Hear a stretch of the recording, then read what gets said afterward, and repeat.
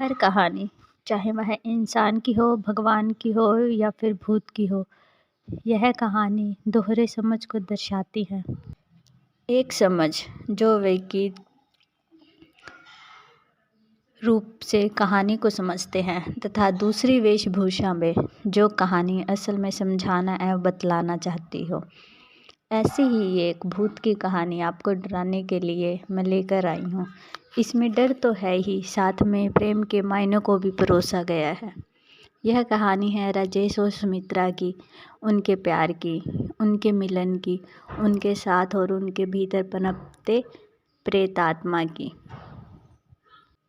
राजेश और सुमित्रा एक साथ एक ही कॉलेज में पढ़ते थे। राजेश अपने पिता की तरह राजनीति में बेहद रुचि रखता था और कॉलेज में छात्र नेता में सबसे प्रबल था। उसके पिता देश के केंद्र सरकार के मंत्रिमंडल में उच्च स्थान रहते थे। राजेश जितना अधिक नेता में प्रबल था, उतना ही वे लड़कियों का दिल जीतने में भी प्रबल था। उसकी छवि पूरे कॉलेज में बेहद उच्च पद पर थी। वह पढ़ाई के साथ साथ खेल में भी अव्वल था। जब भी किसी शख्स को कॉलेज में कोई भी मुसीबत से सामना करना पड़ता, उसका हल मात्र राजेश के पास ही होता। राजेश का दिल नेतागिरी के अलावा किसी अन्य पर भी केंद्रित रहा। उस केंद्र का नाम सुमित्रा था। सुमित्रा भला के खूबसूरत थी। वे अंग्रेजी डिक्शनरी में ब्यूटीफुल शब्द की सबसे मुख्य रूप थी। शर्मीले स्वभाव की भोली सी सूरत ओढ़े सुमित्रा प्रेम की एक अलग प्रस्तुति पेश करती थी, जो कि बेहद प्यारी थी। सुमित्रा मन ही मन राजेश को चाहती, लेकिन वह कह नहीं पाती क्योंकि उसे डर था कहीं राजेश मना न करते। सुमित्रा एक सामान्य परिवार की बेटी भी थी। एक दिन सुमित्रा कॉलेज से घर की ओर जा रही थी। रास्ते में उसे राजेश मिला। दोनों की नज़रें एक दूसरे को देखने लगी, जैसे कई जन्मों की बात कर रहे हो। फिर कुछ मिनटों के बाद दोनों ने एक दूसरों से नज़र हटाई, नीचे झुकाई। राजेश बाइक पर अलग दिशा निकल गया, वहीं सुमित्रा अलग दिशा। दोनों एक दूसरे से काफ़ी दूर हो गए। तभी सुमित्रा को कुछ लोग रास्ते में ही छेड़ने लगे, जो कि उसके कॉलेज के ही थे। सुमित्रा काफ़ी घबरा गई, वहाँ से तेज़ रफ्तार में दौड़ने लगी। राजेश को अचानक से सुमित्रा के पास कोई काम याद आया। वह मुड़ा अपनी बाइक की सुमित्रा की तरफ लेकर, लेकिन वह हैरान रह गया कि सुमित्रा वहाँ मौजूद ही नहीं थी। राजेश को वही लड़के दिखे। राजेश को उन्हें देखकर यह आभास हुआ कि सुमित्रा के साथ कुछ हरकत हुई होगी। वह वहीं रुका, उन लड़कों से बात कर उन सभी को भेज दिया। कॉलेज के सब लड़के राजेश से डरते थे, क्योंकि वह किसी के भी साथ अन्याय नहीं सहन कर सकता। जैसे ही वह राजेश ने सुमित्रा को ढूंढने की कोशिश की, वह काफ़ी देर तक नहीं मिली।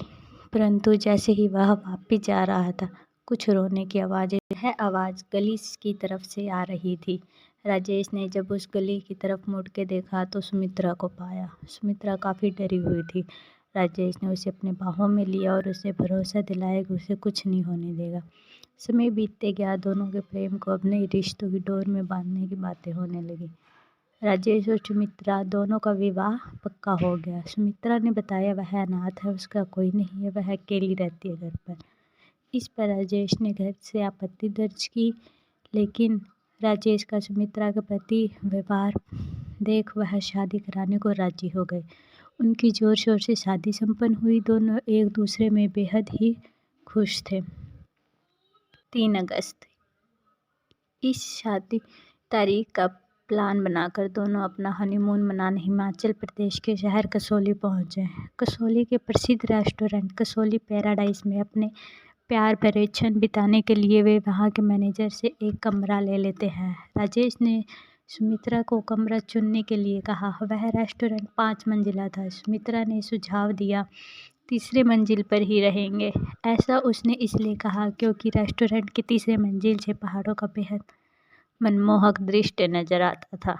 इसी कारण 3री मंजिल के कमरे महंगे होते थे और जल्दी बुक भी हो जाते थे।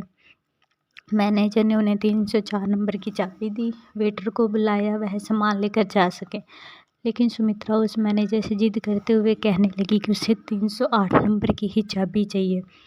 मैनेजर ने उन्हें मना किया कि वह कमरा रेनोवर वेश्यन होना है, लेकिन सुमित्रा बार बार कही कि उसे वही कमरा चाहिए। राजेश भी सुमित्रा के प्यार में उसकी जिद को पूरी कराने के लिए मैनेजर से गुहार लगाई खुलवाने को। शुरू में तो मैनेजर नहीं माना, अंत में उसे भी मानना पड़ा क्योंकि राजेश ने ज़्यादा धन देने का वादा किया। दोनों कमरे में एक दूसरे को निहार रहे थे, साथ ही साथ पहाड़ों को भी, जो कसौली की खूबसूरती को बखूबी दर्शा रहे हैं।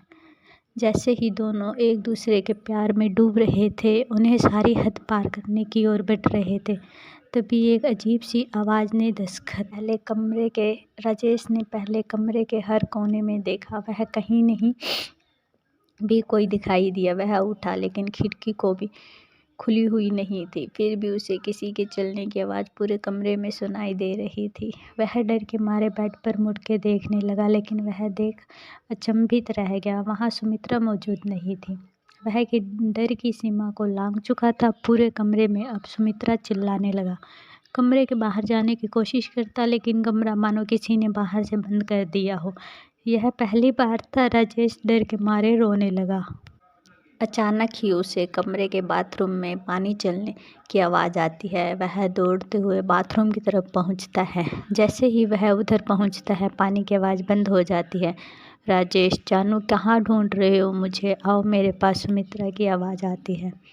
राजेश देखता है सुमित्रा बालकनी में खड़ी हुई है। जैसे ही राजेश डर के मारे उसे लिपटने के लिए आगे बढ़ता है, सुमित्रा एकदम से गायब हो जाती है। राजेश पहाड़ से नीचे गिर जाता है और उसकी मौत हो जाती है। अगले दिन उसकी लाश पहाड़ से बरामद होती है। इंस्पेक्टर दीप सिंह को तहकीकात करने की जिम्मेदारी मिलती है। उस लाश की पोस्टमार्टम रिपोर्ट के मुताबिक राजेश की मौत से पहले उसकी धड़कन काफ़ी तेज़ चल रही होती है। इंस्पेक्टर सुमित्रा को ढूंढने की कोशिश करते हैं, लेकिन उन्हें सुमित्रा का कहीं पता नहीं चलता।